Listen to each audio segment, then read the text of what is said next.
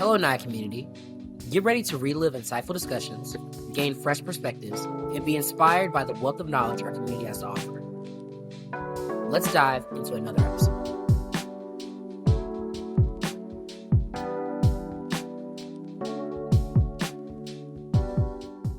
Hello and welcome everyone. On this third day of June, we're kicking off Pride Month with purpose, celebration, and community. As Ashley said, I'm Michelle Lamar, and I'm really honored to welcome you to NAAIA National Advancing Inclusion Webinar, Proud and Professional, Amplifying Black LGBTQIA+ Voices in Insurance. At NAAIA, we believe that inclusion isn't just a value, it's a call to action. We're really proud to host conversations that challenge the status quo, champion intersectionality, and create space for bold, unapologetic authenticity. Our Advancing Inclusion series is designed to do just that, empower, inform, and ignite change in our industry and beyond. Today's program dives into the powerful and often underrepresented voices at the intersection of Black and LGBTQIA+ identities. We'll hear from trailblazing professionals who have carved out space in an industry that hasn't always embraced them, sharing stories of resilience, advocacy, and brilliance. We hope today leaves you not just inspired, but equipped with ideas and actions to champion greater visibility, equity, and belonging within your organizations and networks. This is more than a conversation. It's a moment to reflect, to reimagine, and to rise together. A few quick notes before we begin. Just to reiterate, we really encourage you to be active participants. So drop your reflections in the chat, share your questions in the Q&A, and connect with each other. Your voice adds depth to today's dialogue. And now, to lead us through this dynamic conversation, I'm thrilled to introduce our moderator today, Ruth Crocker, who will guide us through what promises to be an impactful and energizing discussion.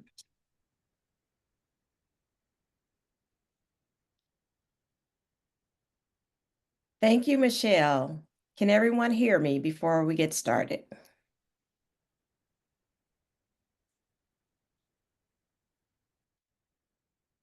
Okay, thank you again, Michelle.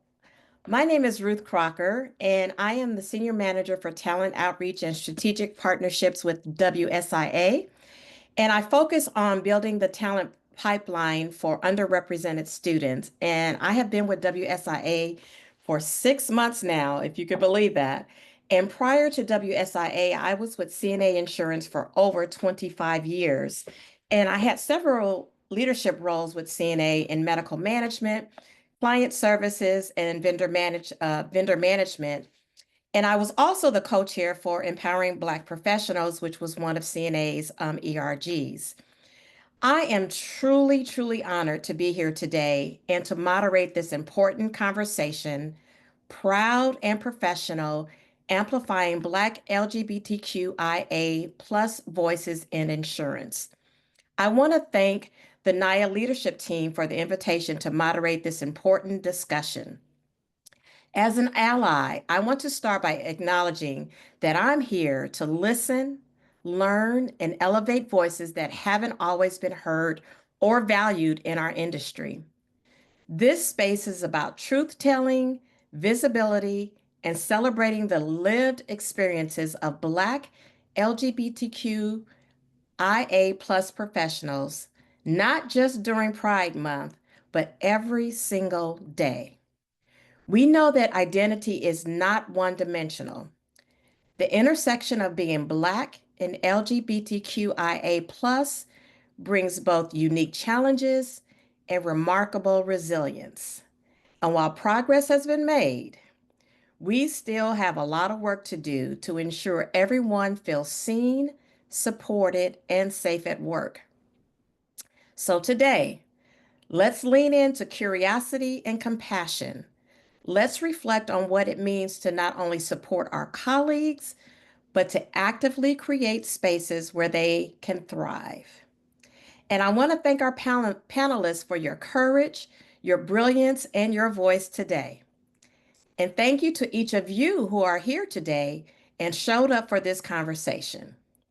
So let's begin. I want to introduce our panelists, and I will start with Keshier Carter. Keshier? And as we're waiting for Keshier to join us, I will just start by reading his bio.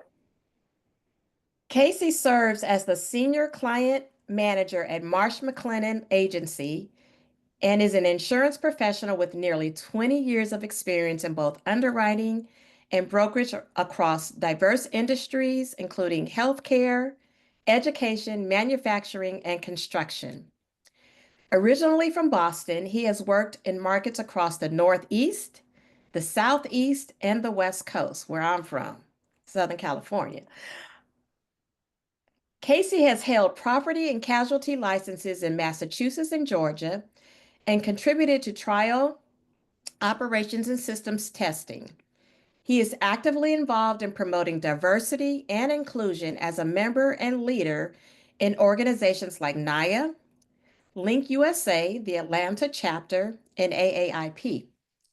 Outside of insurance, Keshier is a skilled keyboardist. And I didn't tell you this, Keshier, I play the piano too. Okay.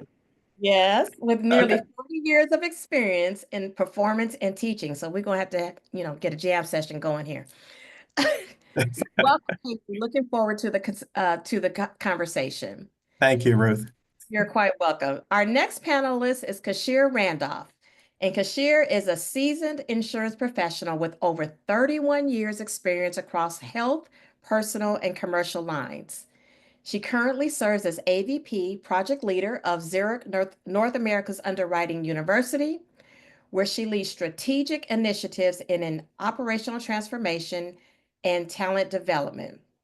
Keshier is also the co-chair of Pride Z, Zurich's LGBTQ plus employee resource group, championing inclusion and belonging. With a strong background in underwriting, business systems, and leadership, she is known for bridging strategy and execution while uplifting others. She's a bad girl, y'all. She holds a master's degree in Christian education and bachelor's in electronic engineering. So welcome both Keshier and Keshier as our panelists today. So we're going to go ahead and get started. It's so good to have you all here with us today. And we are going to go ahead and get started and just have a conversation, y'all. We're just going to sit here and talk and just have a great time together, really discussing this important discussion. So the first question, I'm gonna toss this question to Keshier. We'll start with Keshier first. What does being proud and professional mean to you in the context of your career?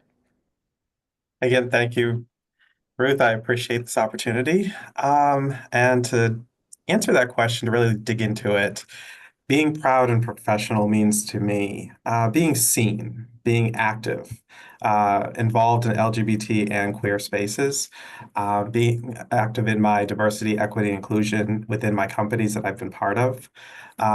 Being African American is very obvious, but sometimes being LGBT is not quite as obvious. And again, that being seen, being part of that conversation, being part of that seat at the table, so to speak.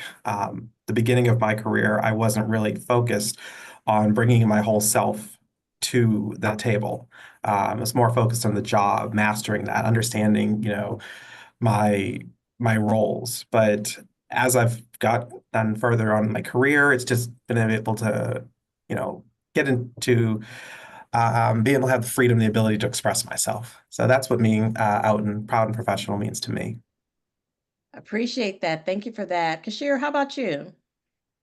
Thank you so much. I just want to thank y'all for the opportunity. And I see a lot of my Atlanta people on the line, giving shout outs. And so I'm representing my Atlanta people. But, this is I love this question because being proud and professional to me, it really means showing up every day with integrity, with purpose, and a deep sense of ownership over everything that I do.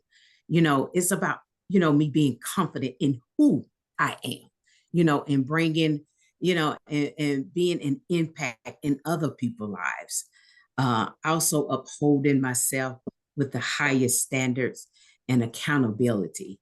We need that, especially coming from us, and I would like to say, it's all about, building trust, letting people know that they can trust me, because when they see that I'm a Black female, gay, whatever, people kind of, but once they get to know us and get to know, we build that trust, and elevating the people that's around us, because it's not all about us. It's not. I know we tend to get into that, it's all about me. No, it's about the people that's around us, and always striving to learn and improve.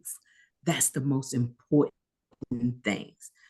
So together, being proud and professional reflects how I lead, how I support others, passion and purpose. Really appreciate that, and thank you for that, because a couple of things that you said was you talked about building trust, and Keshier, you talked about integrity, just really just showing up, right, and being yourself and being your authentic self. So really do appreciate that. So when you think about, and Keshier, we'll start with you on this. When you think about what practices or mindsets have helped you build that resilience and that trust and stay true to yourself while navigating these corporate spaces that we have to navigate on a day-to-day basis? The one thing I can say, the most important thing that helps me stay grounded is giving myself permission to grow. You got to give yourself permission to grow. And to grow means you got to learn, and you got to fail, and you got to give yourself, grace to fail and to grow.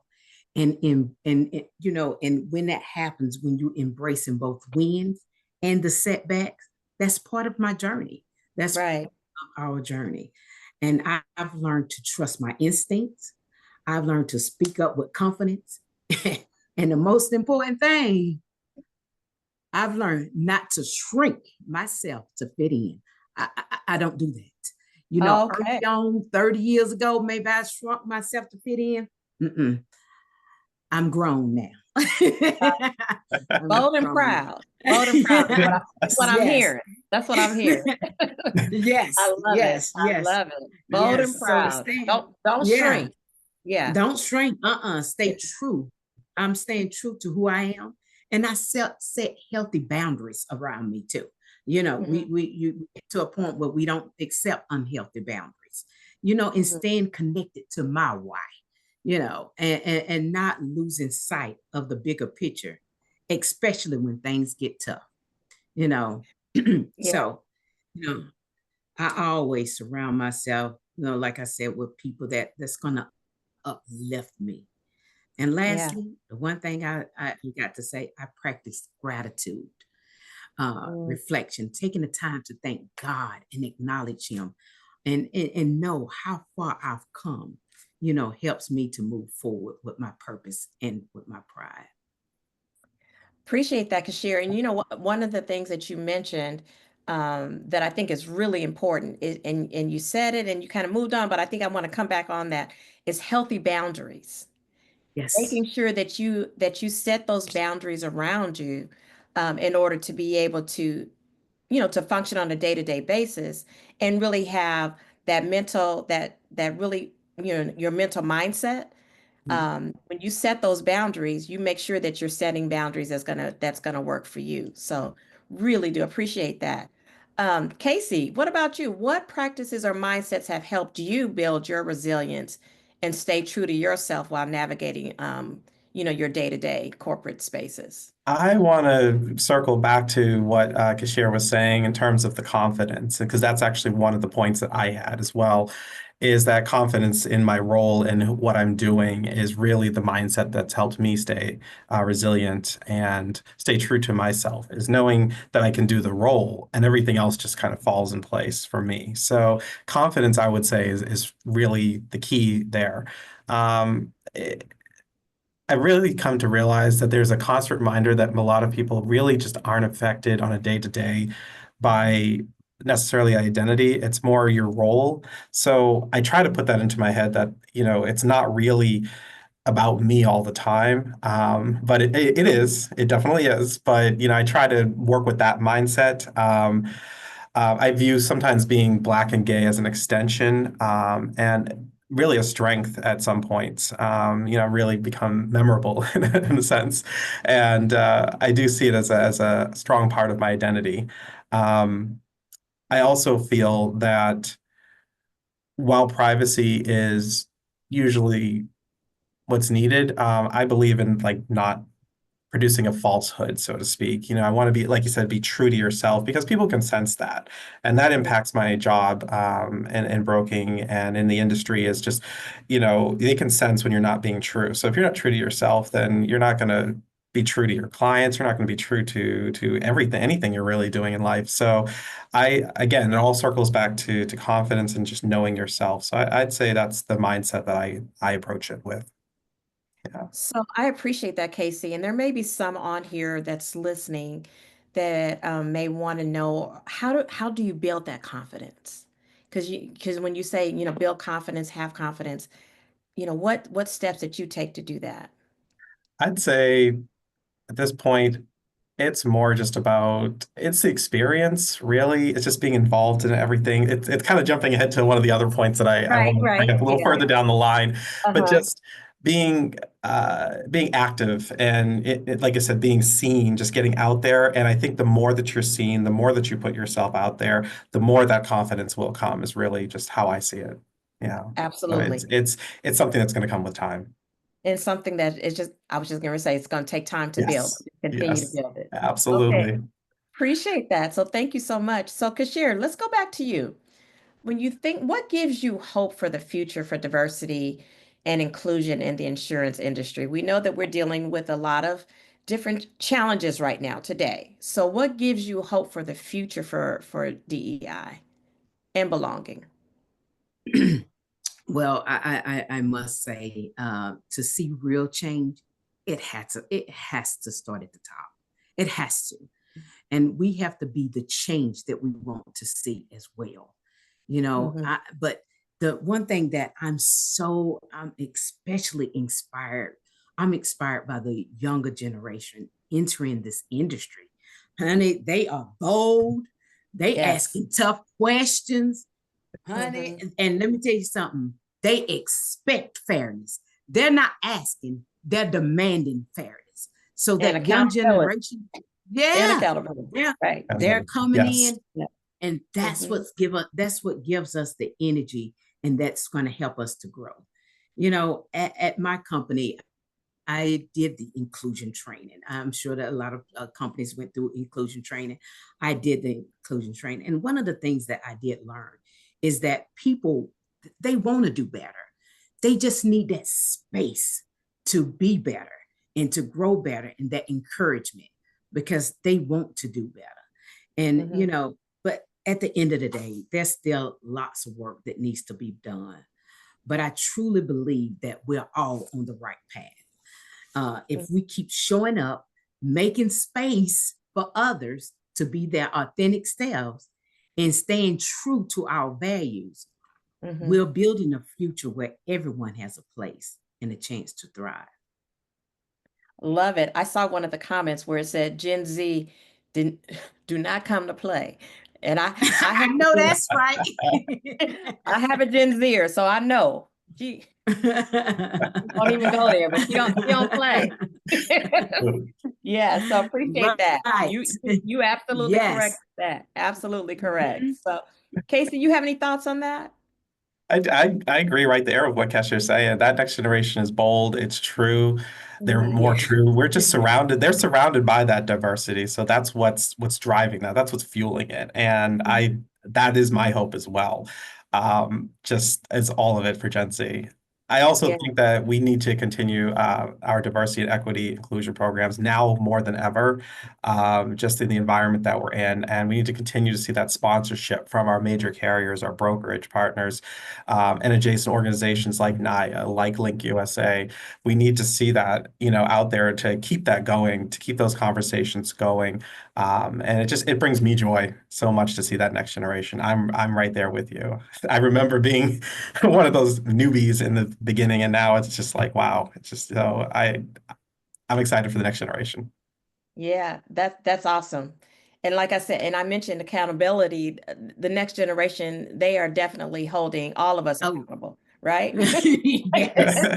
Yes, absolutely, Yes. absolutely. And I'm here for it, and I love it. I love it. And you know the one thing that I love about them, if the company values is not up to their standards, they'll turn down the job. Back in Oh our yeah, days, we'll go and get the job and hide who we are, Yes. right. Yes. and yeah, and hide who we are and try to fit in to what to what they want us to be. But this generation, No. they'll turn it down. And that's why Very I cool. know, even though we're in the climate that we're living in now, it's just we will move forward because we have that generation that's helping us to move forward and to continue Yes, to move forward. yes. Um, so thank you for that. So, Casey, I think I'm going to start with you on this next question. And really want to talk about, can you speak to any intersectional biases that you've experienced or witnessed or have impacted your career progression or visibility? And I know that's a loaded question, It but is. I want to It get your definitely feedback is. on that. Mm-hmm. Yeah, that's definitely a loaded question. I'll be honest, it's one of the questions I was mulling over the weekend, most going into this webinar. I will say, to answer it directly, I've been fortunate enough not to have experienced any direct conflict with my career growth, both as a member of the LGBT and the African American communities. I know that's just not the case everywhere. So I do consider myself very blessed to have not felt it directly. That said, I do think that there's an indirect, you know, impact as well.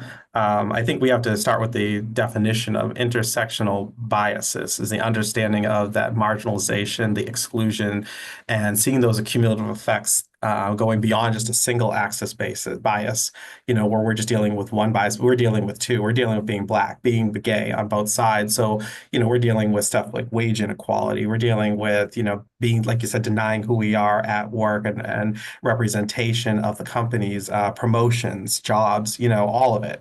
So I think understanding the definition of it takes me back to, have I witnessed it? I've experienced it on an indirect and a direct basis. So it's I think that's where, and I've worked with companies that have been supportive of both communities, but it's really about bringing both of those communities together. I think being part of those communities, trying to marry that within.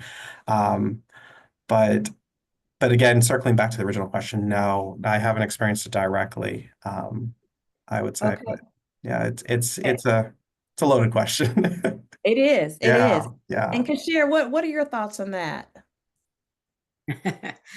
Well, I've experienced and seen bias, especially when it comes to race and gender. Mm-hmm. And being a person of color, we have to prove ourselves more than others, which can be frustrating at times, especially in our career. And watching others advance and you put in the same work plus more can be, kind of challenging. Mm-hmm. But, I talked about, I did that inclusion training for my company, and it really opened my eyes to bias. And Mm-hmm. it's crazy how differences can create extra challenges. But it also helped me to stop thinking. It really did help me. It helped me to stop and think not just about the bias around me, but also the bias within me. We got to be honest. Mm-hmm. We all have some level of unconscious bias. We do. We just do. Yeah, It's absolutely. about Yeah. being aware. And I know it might be some people on the call that say, "Oh, I don't have. Oh no, I'm not biased. I don't have that unconscious bias." We do, because if and I'll tell you, I'm still working on myself, so I don't want to point the fingers at anybody. because I can call our help desk person, and if they don't speak proper English, if they're from the other language, I'm already like, that's bias. That's being biased. That is. So we got, yeah, it is. So we got to be conscious of ourselves, and make sure that we are being, the top pillars of our community, and we don't want bias against us. So now I'm very aware and I have more patience. So, and I think, and I appreciate that, but I also think that we have to call it out when we see it, right? yes, we do. And we have to be at that point when we're being holding people accountable, holding ourselves accountable. So when we see that, and when we see that there is bias, or we need to call it out. And we need to call it out. And there's a way to do that also, right? You need to be respectful and all of that, but there definitely is something. And going back to our Gen Zers, I'm not trying to pick on our Gen Zers, but our Gen Zers have taught us a lot about, because they will call you out on it. Yes. And my number one saying, I don't like to, what we have adopted at my company, we don't call people out. We call them in. Call them in. We make them aware. We're calling them in. Yes. Right. I like that. Call them in, because it's all about all of us learning together and meeting people where they are, but also helping them pull them in. Yes. Helping them along the way. So, Absolutely. yeah. Keshier, did you have something else that you want to say, or? No, I'm agreeing with you. I'm enjoying this conversation because this is exactly how I agree with this. It's a teaching moment, is how I always look at it when anyone comes to me with questions, or like you said, these biases. It's a teaching moment. So Absolutely. I like that call. I like a call in. I like that. I like the call in too. I'm gonna use that. I like that. Okay, so let's go on to another question here, and Keshier, I think I want to start with you on this one. What are some of the unspoken challenges Black LGBTQIA plus professionals face that are often overlooked in broader diversity conversations? So unspoken challenges. One of the biggest challenges is the pressure to manage how we or I show up at work. We often feel like we have to tone down parts of ourselves to fit in. Y'all have only known me for what we've been on 20 minutes, and there's no toning down on me. There's no toning down for me to fit in. But for me personally, I face more challenges really being a Black female than I do LGBT female. I mean, so that challenge right there for me alone, I can say I'm in a good space at my company, because my company don't play that. They didn't need any of the administration or anything to, all the stuff that has been lifted or taken away or anything like that. They didn't need anything. They was already upholding what was right and what was the true values. When you uphold and you have leadership that already do true value, because at the end of the day, we don't need those things to make us do right. We just have to be the person that, upholds the value. We often judge, as being a Black woman, I'm often judged before I even speak, before I even say anything. And it's a weight that's always not talked about. But one thing I can say, it's not just about being visible. It's about belonging. And that starts when we stop checking the box and start leading with empathy. Leading with empathy. I like that. And also, before I make a comment, I just want to, for those of you who would like to ask questions, please don't forget to put your questions in the Q&A box. So I just wanted to share that with you all. But Keshier, I just want to kind of go back to a couple of things that you said. And also, what would you recommend? So you think about, you've been you're a seasoned professional. I'll say seasoned professional. But you think about those who have just started or started their career. Um, what advice would you give to those people? Because you've been able to work through some of these challenges yourself. But what type of advice would you give to someone who may be on here who's just starting their career and really wanting to think about how to get through the challenges that they're going through when you're thinking about a Black LGBTQIA plus or a Black insurance professional? If I could give one piece of advice, it would be this: be your authentic self. Mm, Never let anyone dim your light or make you feel like you have to change who you are to be successful. Let me tell you something. God made each and every one of us a masterpiece.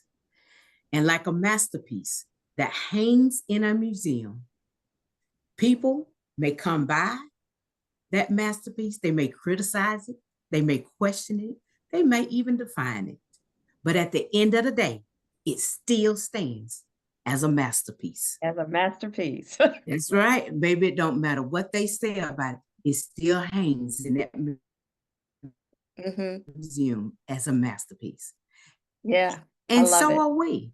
So I would advise stand in your truth Hmm. and trust your journey and know that you belong exactly Stand in your as you are, truth and a stand in masterpiece. your truth and trust your journey. That's I see right. some mans, I see some preach in the chat. Okay. I see some hand claps. All right. All right. You are a masterpiece. That's right, And baby. Casey, so are you. So let's go to you. I was ready to throw some feature chords over that right now. I'll say You know, it's the benediction now. We can go home. we still have a few more amen. So Yes. when you think about unspoken challenges, Casey, facing the Black LGBTQIA plus professionals, um, what you face on a day-to-day basis, and how often you're overlooked when you think about, diversity conversations. What type of unspoken challenges have you experienced? Some of the unspoken challenges, I would say, as a professional, have been more along the lines of microaggressions, I would say. That's the first thought that comes to mind. Um, you know, Obviously, there's questions of whether or not I was passed over for promotion or a certain job, based on the color of your skin or, identifying as LGBT. But I would say you're always second guessing yourself. I'd say that I'd say is probably the biggest unspoken challenge that I face, and I find myself doing it all the time, even after being in this industry for so long. And just it's hard to know that, am I being looked at for my value as a corporate or as an employee, as a colleague, or am I being looked at as sort of a token, I don't know if that's Hmm. right way to put it, but I think that's probably the biggest challenge that you face, kind of walking that line between two communities and two worlds. So yeah, yeah. A great example of that really is this webinar. It's like bringing both of those worlds together right here. This is exactly, what I'd like to see. This is exactly, helps to put that doubt aside. Right, right. Yeah. So I want to go back to something that you said about second guessing yourself. Because we all do it, right? Mm. So when you think about, and this is just for people who may be on here and they're always, continuously second guessing themselves, trying to prove themselves and feel like they have to do a little bit more than what the other person is doing to get that next, whether it's that promotion or what have you. So what do you do when you second guess yourself? What steps do you take to get you to that next level?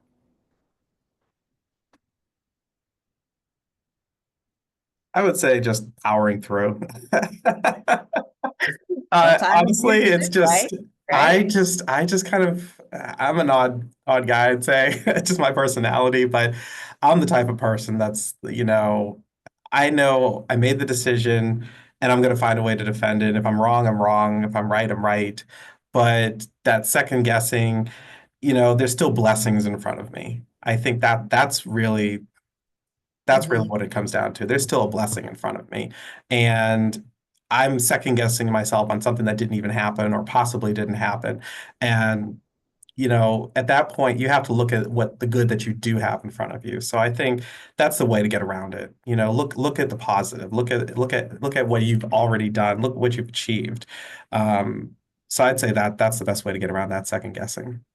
I like that. Yeah. And overthinking, that's another way of saying second guessing, right? Overthinking it. A lot of Yes. times we overthink a lot of things and we think that it's one way because we are constantly trying to prove ourselves. Mhm. So sometimes we do overthink, and sometimes we just have to look at the blessings in front of us, and like you said, because that those blessings are right there. Keshier, anything? Do you have anything else to say regarding that?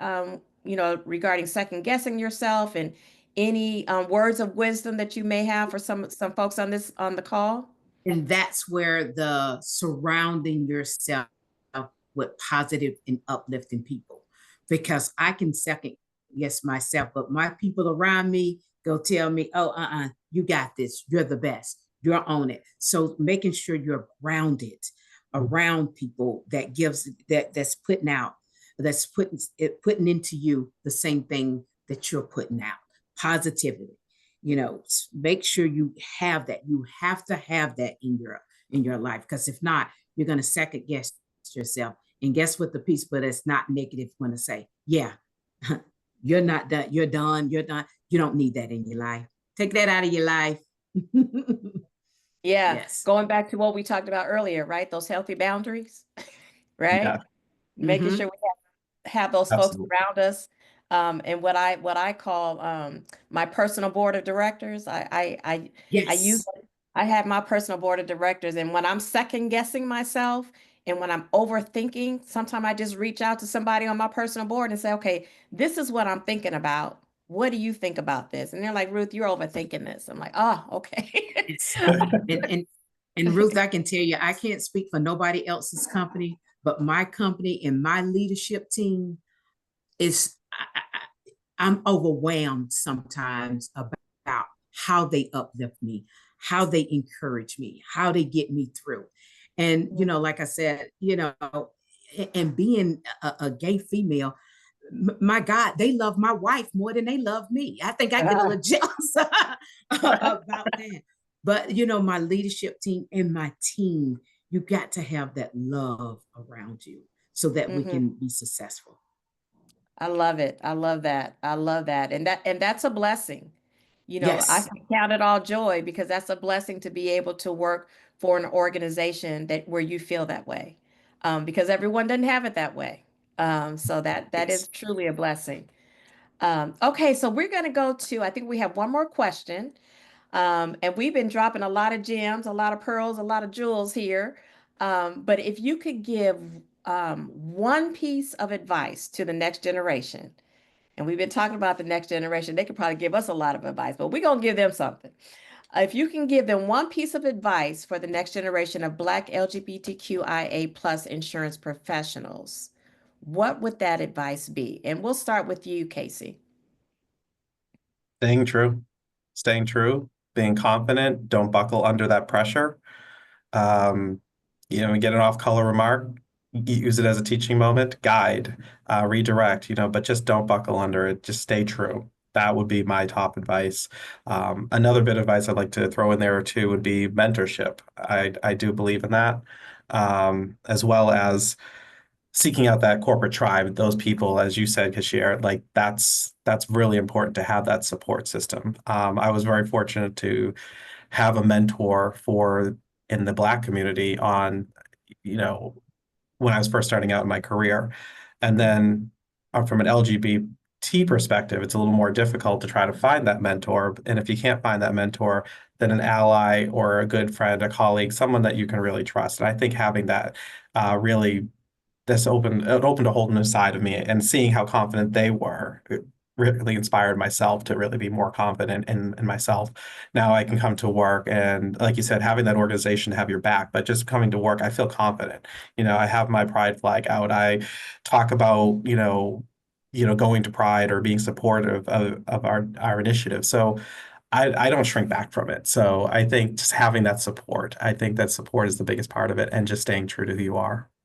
So staying true to who you are, and having just a group of people, a camp or All a tribe. village, right? Village, tribe, Of people yes, absolutely. that's there to support you. So I love that. Thank you for that. Keshier, what about you? What's one piece of advice you would offer the next generation of Black LGBTQIA plus insurance professionals?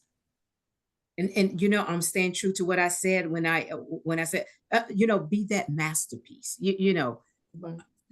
Hang and be that masterpiece. And like Casey said, your mentors. And I also want to say, it's two things. You should always have a mentor and a sponsor. Those are two separate things: a mentor and a sponsor.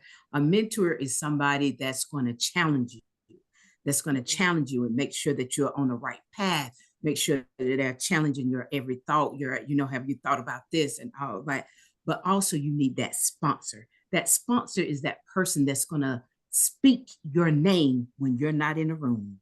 And baby, to get a sponsor and for somebody to speak your name when you're not in the room, you better make sure that your personal brand is up to par. So I please make sure that your personal brand, how you want people to see you, you got to make sure that you're working on that. Show up. For everything that you do, everything that you post, everything that you write, every email, every good morning, every coffee shop, that's part of your personal brand. So you got to think about, how do you want people to review you? So make sure that you're acting in those ways. I love it. That's just great advice. Just great advice to make sure that you're showing up, and not always just saying that because of who I am, that's why I can't get to where I want to get to, right? It's about your personal brand. So really do appreciate that. Really, really good advice. And going back to that masterpiece, I'm gonna use that too, Keshier. That masterpiece is something else. So thank you for that. Baby. Yes, yes. So we are going to, at this point, I think we have, I don't know if we have any, let me look at the question box. Okay, um, so we do have some questions here. So let me just go through these and we'll see who would like to answer this. And this is Will is asking, what does progress look like in 5 years? And what do we need to do now to make that vision real?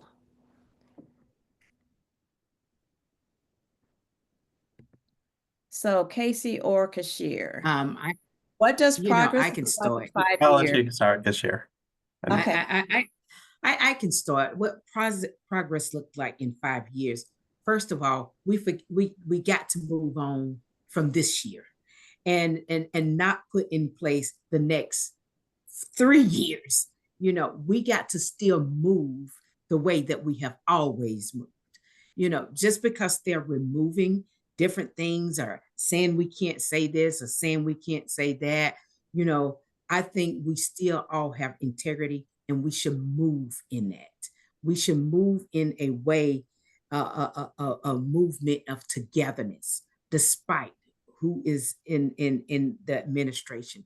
But we moving together, we moving powerful, and we staying true to ourselves. I think that is what's going to get us. And like I said, this next generation, they're going to give us the power. The generation usually hangs on our shoulders and we pull them up, but no, they're pulling us up because they're bold and they're not saying no. Appreciate that. Casey? I think that we're already looking at the beginnings of that progress. So I'm looking at the second half of this question, which is what do we need to do to make that vision real? I think we're already on the right track. We're already, we've got the programs in place, that sponsors, like you said, those mentorships, we're promoting it. And, again, I'm proud to be part of an organization as well that recognizes me and doesn't shrink back in the face of, the politics and the rhetoric that's out there. So I think we're already on track for that. But I just couldn't say what it would look like in 5 years, but I think we're on the right track.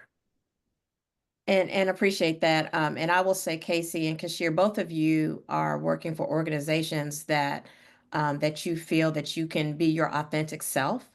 And I think what I would like to offer to those who don't feel like they're in organizations where they feel like they can be their authentic self, and it may be sounds simple, but sometimes you just have to step out on faith and say, I need to go somewhere where I feel like I can be my authentic self, and not deal with the day to day, and not feeling inclusive when you're working for someone that you don't feel values you. So I just wanted to share that. Um, so another question, how does one navigate politics and establish relationships across difference to ensure career progression? This is a relationship industry, and those connected in advance. So if you're, when you're in the industry, you're connected, you advance your career.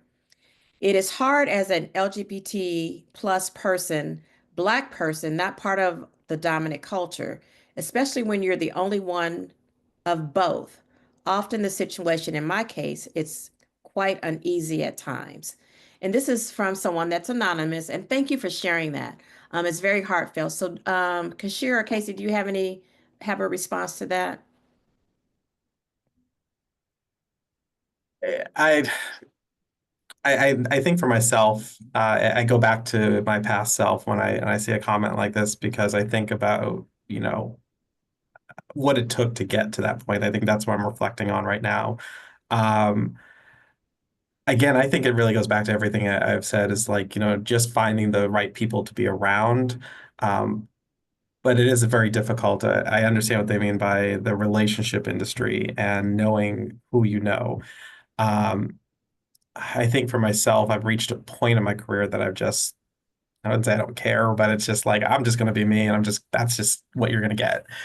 But it's hard, I guess, if you're starting out. So I would say just get connected, find that tribe, find that mentor, and if it's not the place for you, go someplace that you can possibly be appreciated and that can recognize your true authentic self. Because I know that's not always the case with all of us, but I do think that finding that is important. That was honestly that's a big part of the different organizations I've been part of. Is that's the first thing I look at is their diversity, and if I'm just not feeling it. I'm not going to take it. I'm not going to go there. So I think that's the most important part of it is you got to find the right place. Mhm. And if it's not, and not only the right place, but there's so many different organizations like NAAIA, Hmm. and And get that support. right where you can get that support. So, okay, let's see. Casey and Keshier, talk about the imposter syndrome. Many people say you fake it until you make it. Neither of you seem to live this approach. What are your thoughts? Great question, Marcia. Thank you. How You would know, you just start with I that one? used to, I used to love that, the saying, fake it till you make it. Then I used to question, once you make it, are you fake? Yeah.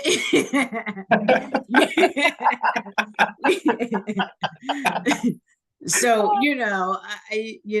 one of the things you have to be true to, you really have to be true to yourself to be, confident in saying, hey, I don't know, but I will get right back with you to, and surround yourself around people that do know.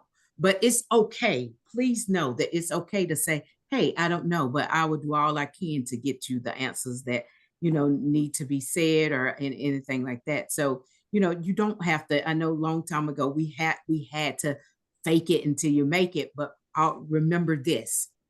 You're going to have to know something at some point. So you can't continue to fake it. You're gonna have to know something at some point. So I advise to just be honest and be honest with yourself. And that's what helps you to grow. Thank you for that. Oh. Casey, anything for that one? I still wonder if I still feel like sometimes I'm in imposter syndrome. I don't know if I've really made it or not. So I don't know if I can answer that. So I think what your advice is spot on, Keshier. Yeah. Okay. No, Yeah. that's real talk, right? That's real talk. Yeah. Okay, so we have another one, Drew. How can those who may be LGBTQIA plus but are not persons of color best assist as allies in the workplace and beyond? What does champion level allyship look like? So Casey or Keshier, while you're thinking about that, I'm going to start because I am an ally. And it really is just being there to support and not be judgmental, right? It's just being there to help and assist and be that person that accountability partner, and really standing up for those. Um, and it's not just LGBTQIA plus. It's it's Black Americans, African Americans, Latinos, all diversities, all cultures. Just being there to support each other. We are all human beings, right? And to be there to support. And like I said, when you see somebody that maybe needs to have to, call them in, not call them out, call them in, and really be there to support each other. We are here to support each other. And I can speak loud and proud as an ally that I am here to support in any way that I can. So that's my response. But I don't know, Casey or Keshier, do you have any response to that? I've had some, I'd say a champion level allyship looks like the reason I'm here on this call is, because of our chief DE&I officer reaching out. That's an ally that, just looking for that opportunity. And like you said, just supporting. So I'm right there with you. It's just being there, just supporting. So. Appreciate that. And Sharita, I see her response is being an ally means you become the sponsor and speak up for them in the rooms that they may not be in. You become a sponsor, and agree 100% with that, Sharita. Thank you for that response. And I will say Sharita Hardy is she's one of those allies too, and she's a huge sponsor. So thank you again, Sharita. So Carlos has, I think we have time for one more. If you both were in charge of celebrating Pride Month for the insurance industry, what would you do and how would you celebrate? So Kashir, why don't you start? Love on everybody. Love on everybody. That's how I would start. Love, honey, love on everybody. And I am the co-chair for our project. So this month I have to, be the organization and get everything together, and of course do the big parade in Chicago and everything. But I just think it's all about love, loving on everybody. At this time, we all need to come together, regardless of who you are, LGBTQ, whatever. It doesn't matter. Black, white, everybody. We all need to come together. I'm almost about ready to play the Bob Marley song, one love. One love. That's just how I think we need to just celebrate, one love and be happy. It's just all about loving. It is. Love It that. is. Casey? Yes, no, I'm right there with you. I am right there with you. It's about love and unity, just coming together.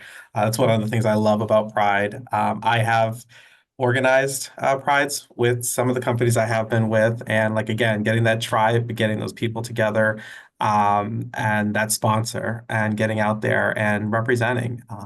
Again, I was fortunate enough to have companies that stand behind me on that, but it can be done. So love, unity, and finding that tribe. Love Yes. it. Yeah. Love it. Love it. What a great way to end this conversation. It's all about love. It's It's all about love and respecting each other, right? Staying true to yourself and surrounding yourself with people who support you. So thank you. Thank you all for being part of this conversation today. What we heard today was more than just stories. It was truth, it was courage, and a call to action.